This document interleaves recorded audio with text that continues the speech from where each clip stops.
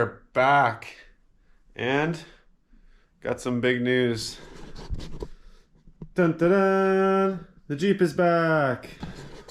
I don't know if you guys remember, but what had happened is the transmission was leaking really bad the last time we had it out on the trail.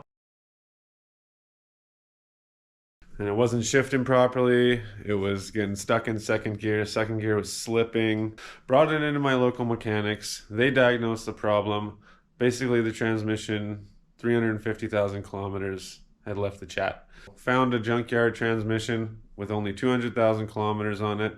I know that sounds like a lot, but when you think about this one, it had 350. So if I can get another 150 out of it, I'm happy. So they got that swapped in. I also figured while I got the Jeep in the garage, I would quickly give you guys a short rundown of what I did to build this Jeep on a budget. Because around here, Joe Dirt Adventures, we're all about, you know, having adventures on the budget. To start, I bought the Jeep. I think I've had it for almost 4 years now. I bought it completely stock. It's a 96 Jeep Grand Cherokee. It's got the 4-liter straight 6 motor, which will never die. I put a little budget boost 1 3/4 lift on it. I ran for a little while, but just wasn't enough. So I went and I purchased a few more things. I went the cheap way. I got 3-inch coil spacers and brand new stock height coils, which you know, I think that gave me about 3.5 inches because the old ones were probably a little sagged. And then what I did with the springs out of the front is I took those springs, the old ones from the front, and I put them in the back, which gave me also about 3.5 inches of lift. These springs here in the back are from the front of the Jeep. I purchased Rubicon Express shocks for the ZJ for 3 to 4 inches of lift. I removed the sway bar from the back of the Jeep and put longer disconnectable end links on the front. After the lift, we ended up with a little bit of death wobble. After that, I went in and rebuilt the whole front end. New ball joints, tie rod ends, new drag link, and finished it off with a new steering stabilizer. So far it's been good. I removed the front and rear plastic bumpers, put a Rough Country winch plate on there with a 9,500 pound winch. We got Jeep JK Willys rims. To run these, I just had to put wheel adapters on to change the bolt pattern from 5x4.5 to 5x5. They are 255 75 17s. I think they measure to about 32 inches tall. Obviously, in the future, I'd love to be running a long arm lift, like 4.5 inches or something like that, and 33-inch tires, I think, you know, maybe 35s. I trimmed the rear fenders, cut and folded them in. We put the roof basket for hauling the spare tire. And they used to have a gas can up there too, but that got stolen. That is a quick rundown on my Jeep build. I'm sure I'm forgetting a few things. And, you know, it's a Jeep, so it's always a never-ending project. Like, there's always something else that you want to do, or that you have to do, or that you break and you got to fix. That's Jeep life. So today, I got it into the garage just to do a little bit more maintenance. As you see, I got a pile of parts here for it. Oh, the other thing too, guys, if you're ever going to do maintenance or any kind of your own work, make sure you get one of these. It's just super handy to have to reference to. Sometimes I've had to still go to YouTube, but anyway, so today we are replacing the alternator, the belt, spark plugs, spark plug wires, distributor cap, and rotor. I've already kind of tore into this thing a little bit so it doesn't look so difficult. I removed the battery. I got 2 bolts that hold the alternator in place. I've got those loosened off. You got to relieve tension on the belt by loosening the power steering pump bolts. There's 1, two, and then there's a third one kind of down there. And then after you got those done, you can see this one here. You back this guy out and it relieves tension on the belt. So we should be able to slide that off now. There's also, I think, 1, 2, 3, 4, 5 little nuts that you got to remove off the back of the alternator. Once you get those all disconnected, should be ready to drop out. Get this belt off here. There we go. And then you just want to lower the alternator out the bottom of the Jeep. Are you mumbling to yourself? No, I'm just recording. Alright guys, so we're out with the old and in with the new. There's a new belt.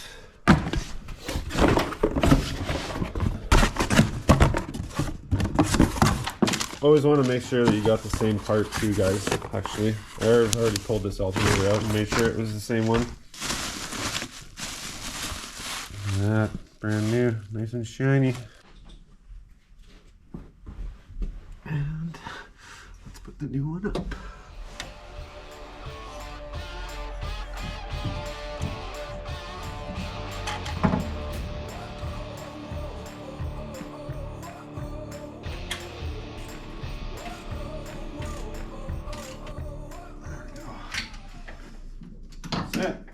It's always a good idea, guys, just take a piece of sandpaper, clean all your connections off before you reconnect it. It's all hooked up, all tightened up. Just gotta get the belt back on, the new belt on. There we go, guys. New belt, new alternator. Tighten back up that. There's a mark on the inside that I can see from the mud on how tight it should be, but you can also just check it. And then after I get it tight, I'm going to tighten up the power steering pump, and we are done with that job. All right, everything's done, battery's back in. Gonna fire up, make sure it's everything's good. Might help if I hook the battery back up.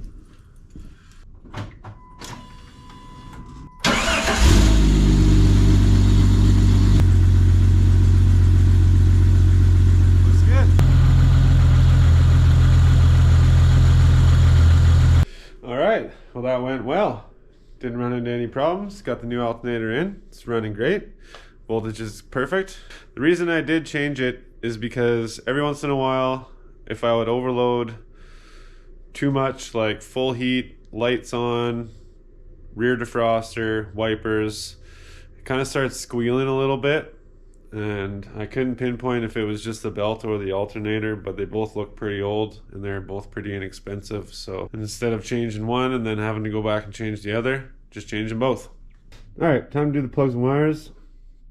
I pulled one off already and I started at the front, worked my way to the back. I have never done the spark plugs on this thing before and they are looking pretty rough.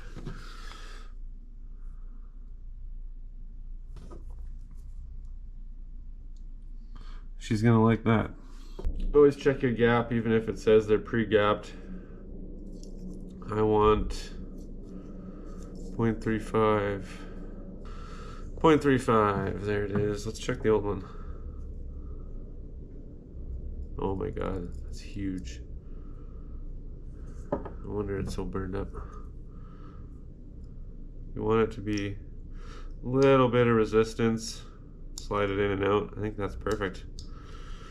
So this one's good. So I always just take my new plug wires and do it by comparing the length.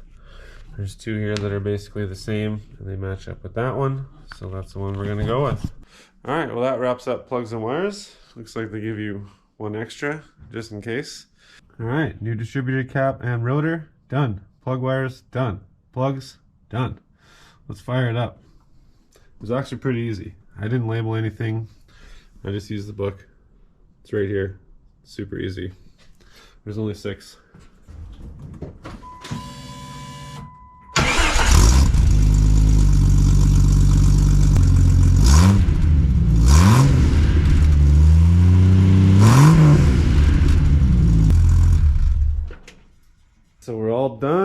with the spark plugs and the wires and the cap and the rotor.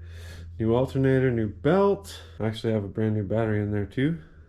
I left it disconnected because we got one more thing to do, and it is beyond maintenance. This is something for me for the inside of the Jeep.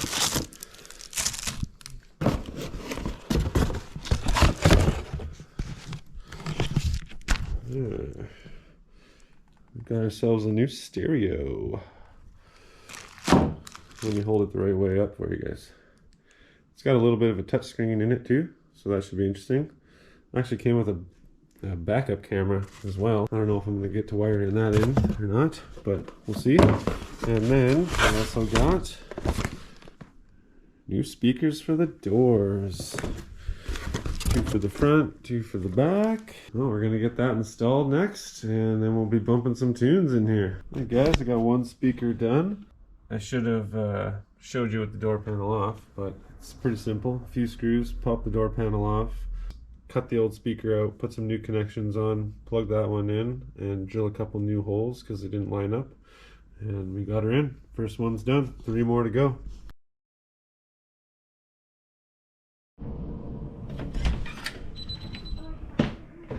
Hey guys, back working on the Jeep again today. I'm gonna get that stereo installed.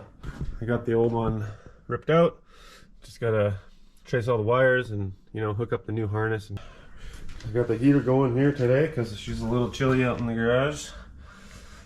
Good thing I'm an ice fisher and I got this kind of stuff. So we had a little mishap. Sliced my thumb pretty damn good. Just sliding the stereo into this thing. You can actually see a bit of my skin on it right there.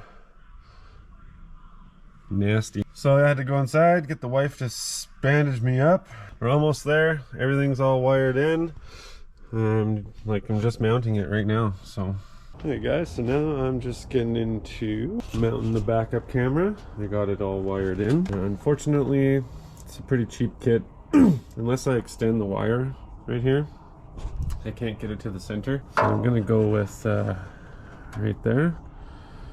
And it just means that the little green lines aren't gonna work, but that's not a big deal. Maybe one day I'll extend these wires, but that's where she's gonna go. I'll show you guys once everything's all done.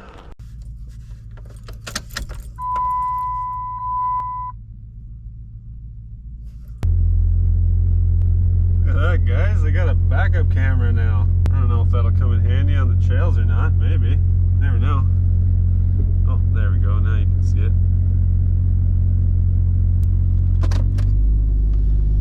Pretty cool. Anyways, guys, that's it. We're all done. Everything I wanted to do got done on the Jeep today. Well, yesterday and today. Took 2 days to get it all done. I also want to say thanks to all you guys for subscribing, liking, and watching. So don't forget to like this video, drop a comment, and smack that subscribe button as well, guys. I hope to see you guys out on the trail soon. As you can see, I really did do a number on my thumb. So I gotta go change these bandages, and I'll see you guys on the next adventure. Joe Dirt Adventures is out.